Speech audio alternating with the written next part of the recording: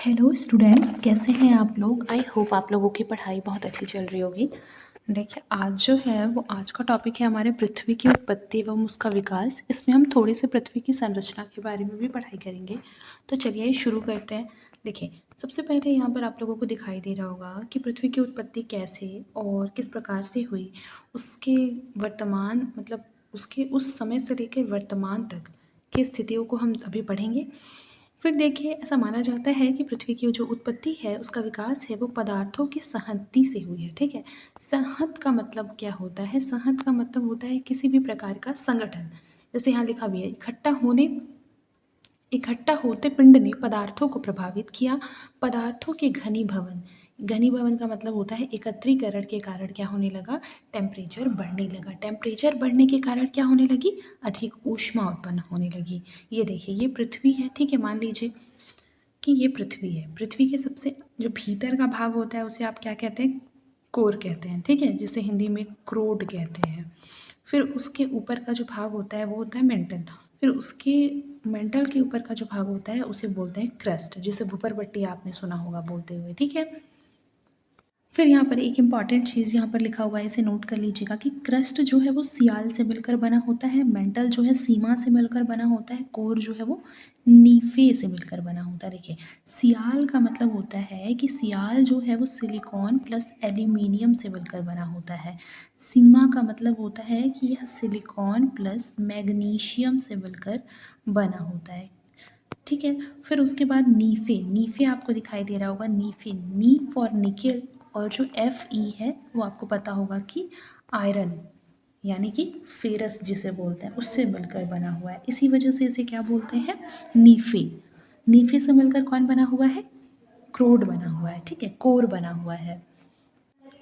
देखिए, मोटा मोटी जो बात है वो सारे मैंने आपको समझा दिए हैं, और यहाँ पर पॉइंट टू पॉइंट जो वर्ड लिखे हुए हैं उसको एक बार मैं आपको बता देती हूँ, जो आपके आंसर राइटिंग में काफ़ी ज़्यादा हेल्पफुल होंगे।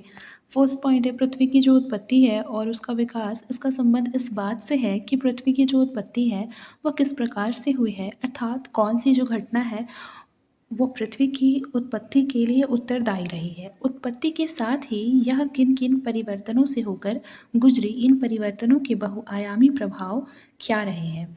फिर देखिए, पृथ्वी की उत्पत्ति लगभग 4.5 एवं 4.6 अरब वर्ष पूर्व मानी जाती है, जहां प्रारंभिक दौर में दिन की अवधि जो है वो 8 घंटे की थी। पृथ्वी की उत्पत्ति को निम्नलिखित प्रकार से समझा जा सकता है। फिर देखिए, प्रारंभ में पृथ्वी जो है वो बेसिकली क्या है, गर्म तप्त या गैसीय अवस्था, चट्टानी संरचना एवं क्या थी, वीरान उपग्रह के रूप में थी। वीरान का मतलब होता है बहुत सोना, खाली। यहाँ पे लिखा है जहाँ वायुमंडल वर्तमान से बिल्कुल भी भिन्न थी, हाइड्रोजन एवं हीलियम हल्की गैसों से निर्मित विरल दशा में थी।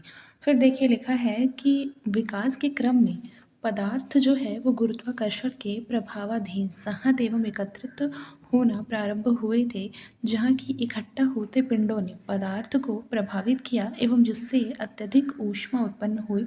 यह क्रिया क्या है, अवर्तमान तक भी जारी है, जिसके परिणाम स्वरूप पदार्थों का गलन शुरू हुआ।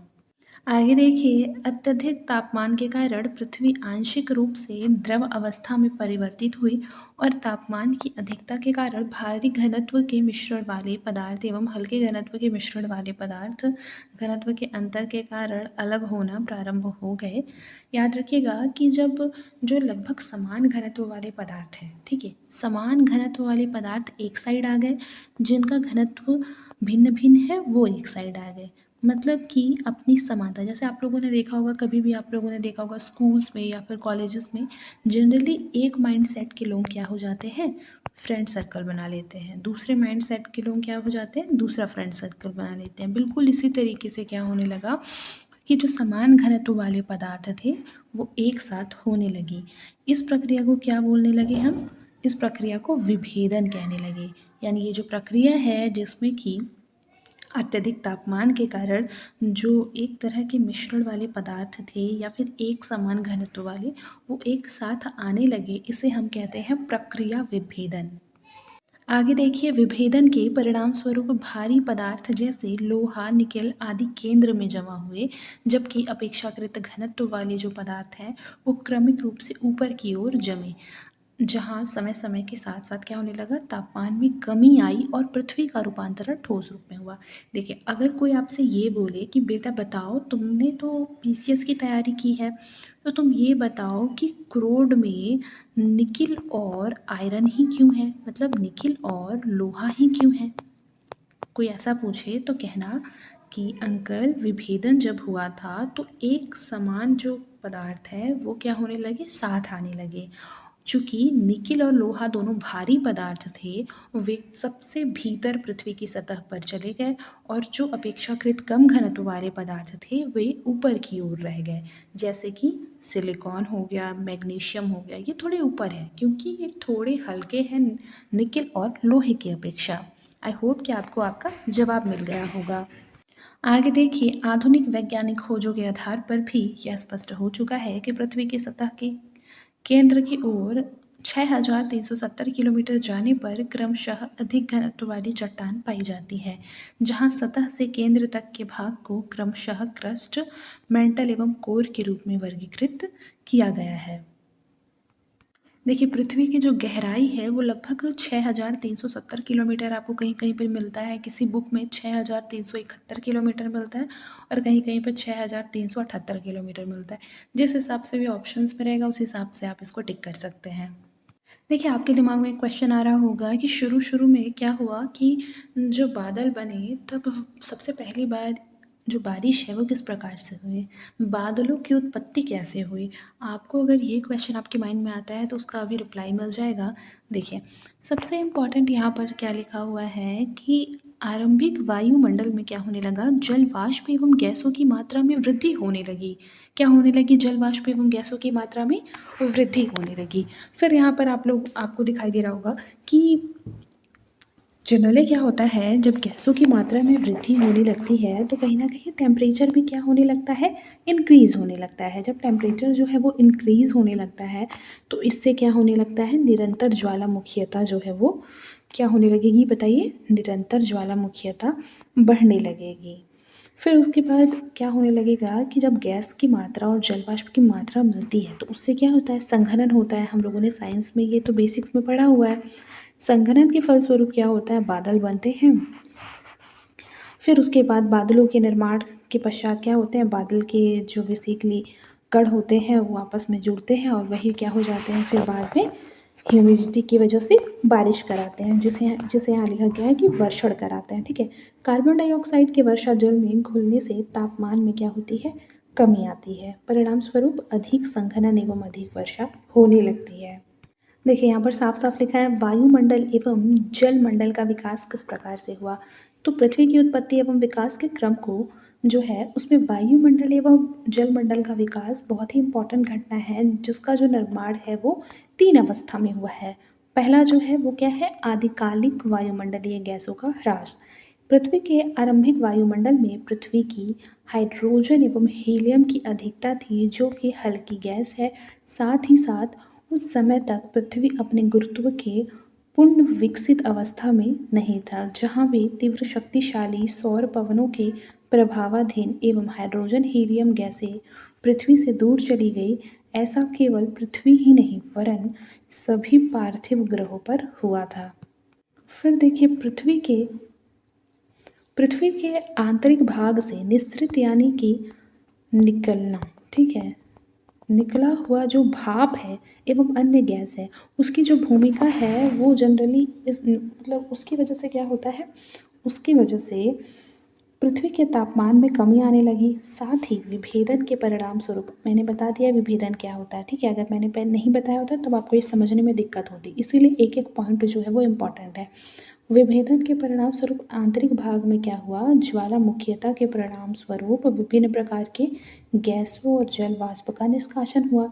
जब भी कोई ज्वालामुखी निकलती है तो क्या होता है, वहाँ से बहुत सारे टाइप के जो होते हैं वो गैसें निकलती हैं। अब उसके परिणाम स्वरूप धीरे धीरे वर्तमान वायुमंडल का निर्माण होने लगा।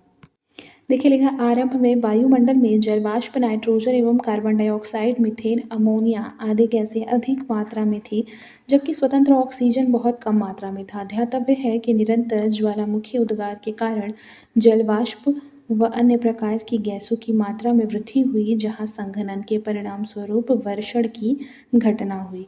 कार्बन डाइऑक्साइड के वर्षा जल में घुलने से तापमान में कमी के परिणाम स्वरूप अधिक संघनन और अधिक वर्षा हुई।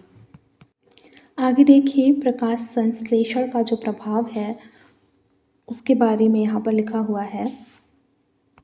देखिए, मोस्ट इम्पॉर्टेंट थिंग मैं आपको बता दूँ, जो प्रकाश संश्लेषण है उसे इंग्लिश में क्या बोलते हैं? फोटोसिंथेसिस बोलते हैं, ठीक है।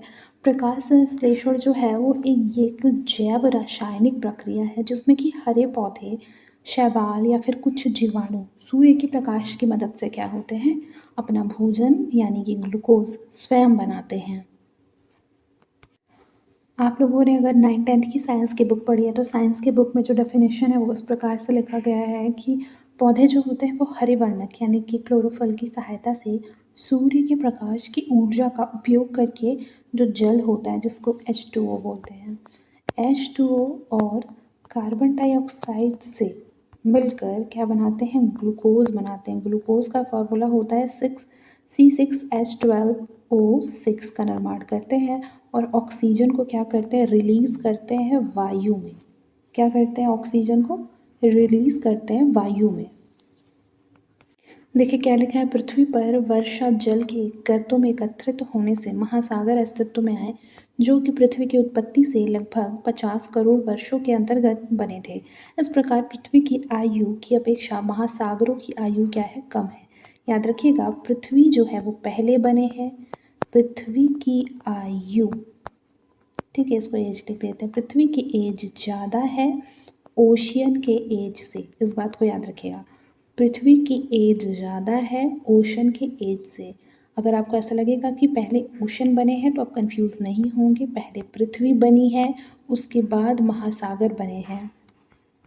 आगे देख लीजिए, यद्यपि 250 से लेकर 300 करोड़ वर्ष पहले प्रकाश संश्लेषण प्रक्रिया विकसित हुई, लेकिन लंबे समय तक जीवन महासागरों तक ही सीमित रहा था।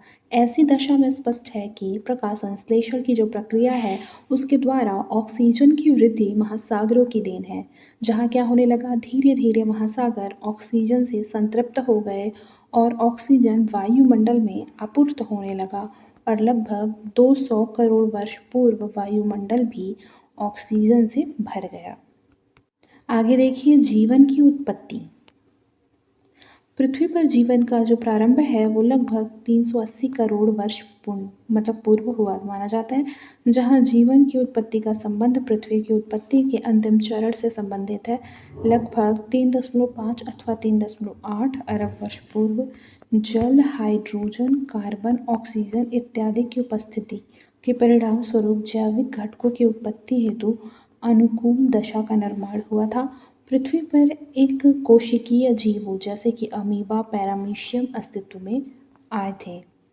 देखिए यहाँ पर क्या लिखा हुआ है, आधुनिक वैज्ञानिक विचारधारा के अनुसार जीवन की उत्पत्ति रासायनिक प्रतिक्रिया का प्रतिफल है। इनके अनुसार पहले जटिल जैव अणु बने थे और उनका समूहन हुआ था। देखिए, जटिल जैव अणु क्या बोल रहा है, पहले बने, समूहन का मतलब हुआ था कि वो एक समूह में इकट्ठे होने लगे।